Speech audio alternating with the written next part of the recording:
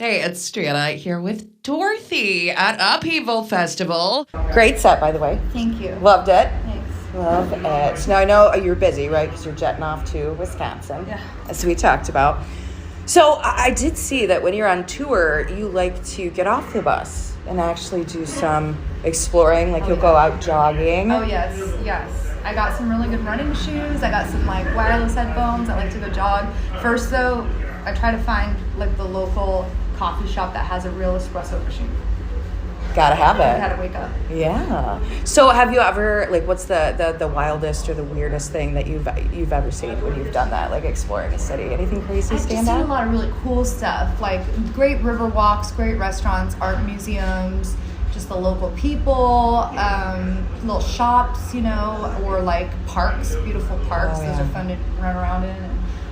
So it's just been really, it's like whimsical sometimes.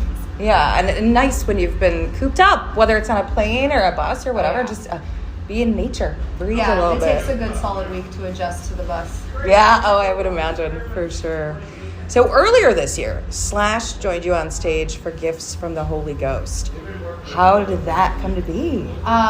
Well, Mike Klink, who produced Appetite for Destruction, asked if I would like to do a song for Music Cares, and it was a Triumph tribute.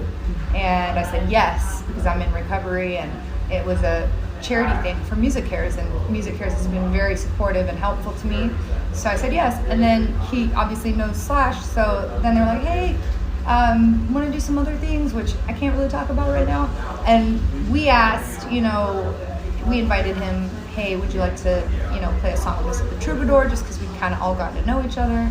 And we've never played that song, and I'm like kicking myself because I forgot the words.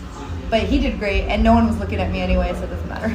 They were all I was going to looking say, at no Slash. one noticed. No one noticed. No, and no one probably knows the words yet. It hasn't really been on the radio. Oh my but- gosh, yeah, no one knew. Yeah, but they were all so excited that Slash was there, and I thought it was really cool of him to do that. No, that's so awesome. And you did recently collaborate with Nita Strauss on Victorious. Yes, this has been like my feature year, my year of collabs. Yeah, and there's totes. a few more that aren't out and known in the public yet. Oh. So it's been, Sleeping with Sirens, and now Nita. So, and I'm very, very excited that the song's been picked up by a lot of the MMA shows, which is really cool. Yeah. Yeah, because it's like tough, badass. Well, this isn't my kickboxing shirt, but I like to do it. Oh, cool. I like to definitely kickbox, get the anger out. Yeah, no, I can see it being good for that. Well, thinking back, and I'm sure you get this question all the time, but I'm always curious to know, what first made you want to do this? What first got you into music? That's a good question. I always liked to sing when I was younger, and I didn't know that I could be a songwriter, and I didn't really go to school for it. I just kind of learned as I went, but I really didn't get into music until a little later in life. A lot of these young stars get signed, or they're Disney, or they get signed to a record deal, and it's a whole machine behind the artist type thing. Or bands, they start in the garage when they're teenagers. For me, it was just, what am I going to do with my life? And I have a weird past that I want people out there to know, if you think you have a dark past and you've made some mistakes, you can always turn it around. And I did. I pulled myself out of the world I was living in, which I would never condemn anyone for being in, because everyone's journey is their own journey.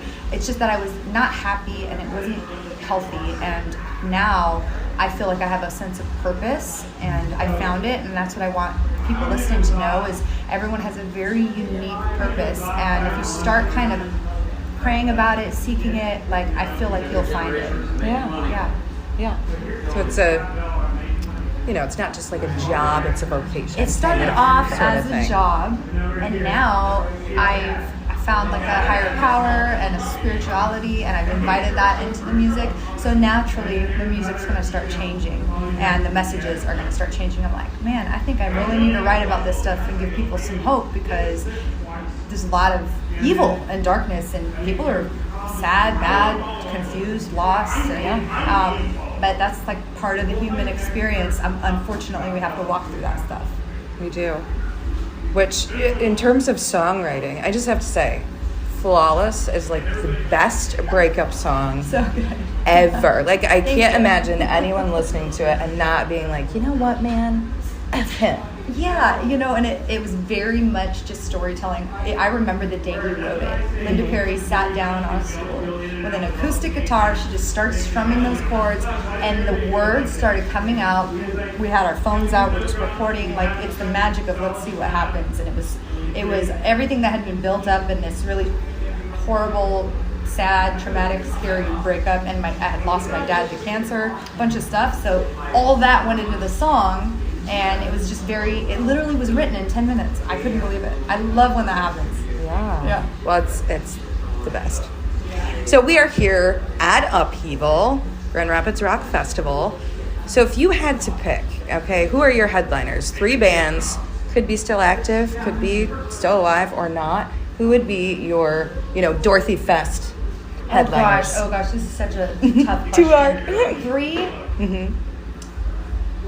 Oh, Nirvana. Yes.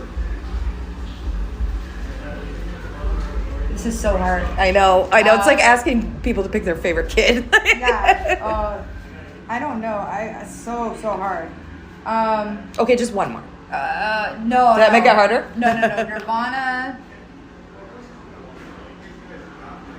Audio Slave. Nice. Gotta throw a chick in there. I don't know. That's a hard one. I'm trying to think. Susie and the Banshees. Just Nice. random punk girl band. There you go.